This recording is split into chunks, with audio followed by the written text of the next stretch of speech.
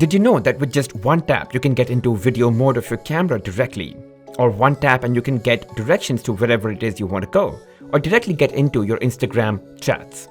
And that is the first mistake people are making. They're not using these shortcuts. They're super simple to create. Just long press on the apps that you use the most and a couple of shortcuts will show up, and then you can just drag them outside on the home screen. For example, you can place a shortcut on the home screen that directly opens WhatsApp camera. So yeah, just go to your app drawer, look at the app that you use the most, long press on them, you'll see shortcuts that are available. You can just drag them out in the home screen and they're ready to use. Now, the next mistake people are making is not deleting unused apps and stale content like photos, videos, messages.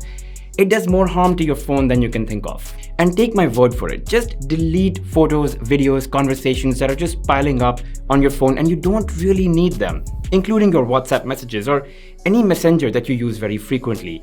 And after you do that, you will experience a performance bump almost instantly. All right, next mistake.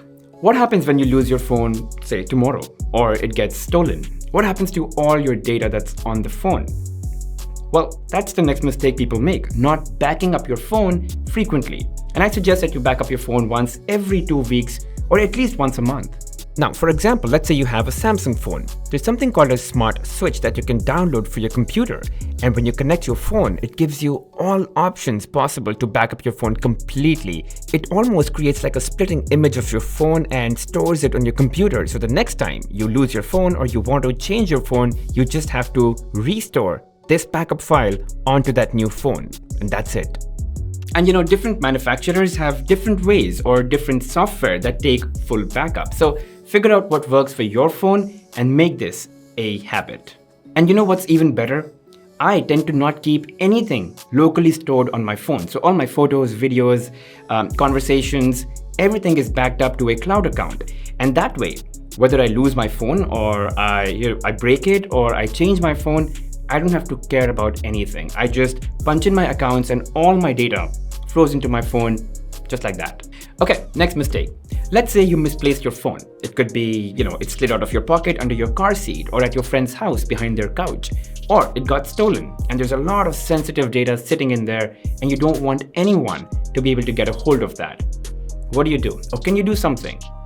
Well, if you did not enable tracking, that's the mistake you made.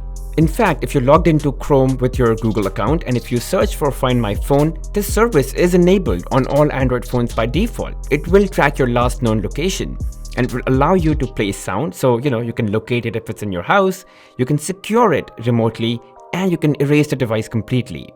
But sometimes manufacturers can provide you with more tracking functionalities. For example, if you have a Samsung phone, you could go into findmymobile.samsung.com, and if you've logged in with your Samsung account, you can do a lot more things. I can also do a lot more things here in the top right corner. First of all, and very importantly, I can back up my data. So if my phone's turned on but lost, I can back up all of these things: call logs, messages, contacts, settings. All of this will be backed up to your Samsung Cloud account, which you can then restore onto a new phone. And again, different manufacturers will have their own ways and services that enable extended tracking capabilities. So definitely set up yours. It's going to come handy one way or the other.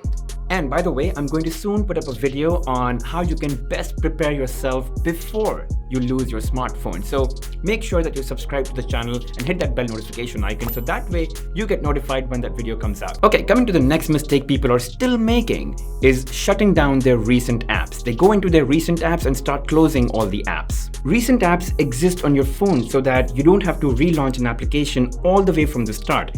It makes launching an app faster.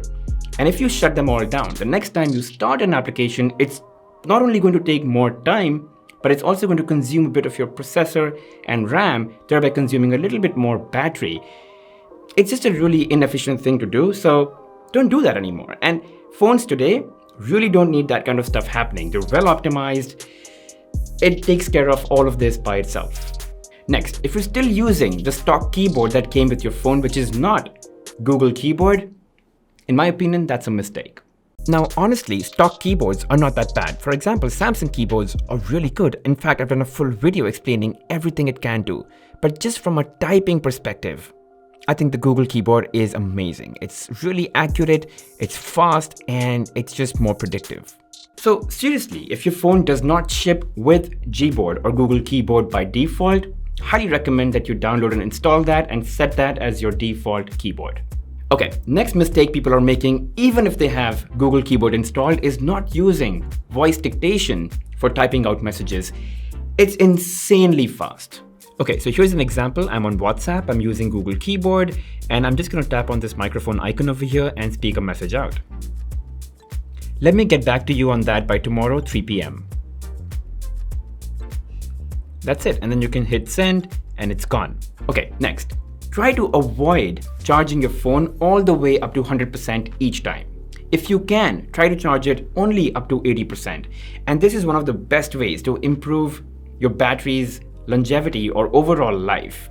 Especially if you want to keep your phone for at least 4 or 5 years, this is something you've got to do.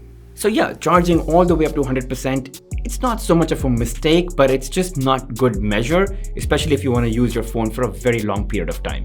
Next, one of the most common mistakes I see people make is using locally made or cheaper cables and adapters to charge their phones. Do not do that. Manufacturers ensure that they provide you with cables and adapters that are meant for most optimum charge delivery to your phone and therefore maximize battery overall life. Anything else would deviate from that, and it can cause issues or just not charge your phone the way it's meant to be charged and therefore reduce battery capacity overall. Now, one of the things that I've seen people do is after they've used their phone, they won't turn the display off or lock it. They just keep it on their desk or on the couch and walk away. Sure, after 30 seconds or 1 minute, it will turn the display off automatically, but it does cause screen burn issues over a prolonged period of time as a result of habit, especially if you have an AMOLED or an OLED display, which is pretty common. So if you're not using your phone, I highly recommend that you always turn the display off, even if your screen timeout is at 30 seconds. And it also improves your battery life, so you can't go wrong with it. And last mistake that I want to talk about, and something that actually annoys me a little, is people just take out their phones from their pockets and they snap a picture, and sometimes it's a little misty, hazy, or a little unclean. And that's because they never bother to clean the lens just a little bit for that crisp picture. A simple swipe using a cloth or even your t-shirt is enough to give you that crisp picture. And if you can ensure that there is ample lighting when you're taking that photo, you can get some pretty great shots even if your smartphone does not have high-end camera specifications. Alright, that's it guys. Those were some mistakes that I think people are still making while using their smartphones in 2021. I hope this was all really helpful. If you guys have any comments, questions, feel free to drop them in the comment section. And as always, don't forget to hit that like button, subscribe to the channel, and hit that bell notification icon. I'll see you guys in the next one.